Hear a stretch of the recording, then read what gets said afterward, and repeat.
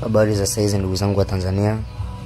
Nitaka kuzungumza kitu kimoja. Sasa hivi serikali ya Mama Samia imeleta Wazanzibari wengi sana ambao mpaka sasa hivi kama alivyosema Damange kwamba wamejaa jeshini. Nenda pale JKT Orojoro, wamejaa Wazanzibari peke yake wengi sana. Nenda Kanembwa Kigoma na watajia mnoti hivyo. Lakini ukiachana na hiyo, kuna nafasi za serikali zitangazwa TRA. Hakuna Mtanganyika hata mmoja alipata nafasi. Zote walipewa Zanzibari. Zote. Do you imagine? Zote walipewa Zanzibari.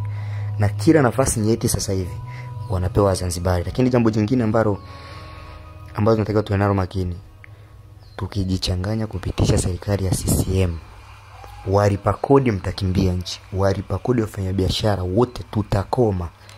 Ninamwambia hatuna nafasi nyingine ya kuiondoa serikali CCM madarakani zaidi ya hii miaka ambayo tupo nayo. Tutapambana tuhakikishe tunaondoa wadhalimu kwa nguvu na nafasi zote.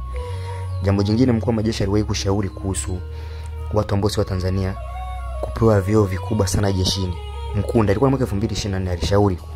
Wapo viongozi ambao waliletwa, wameingizwa serikalini, wamepewa vyeo vikubwa, wamepewa nafasi kubwa, na ni hatari sana kwa usalama wa nchi. Serikali wao kimya, wengine wamekuwa mawaziri sio wa Tanzania by nature.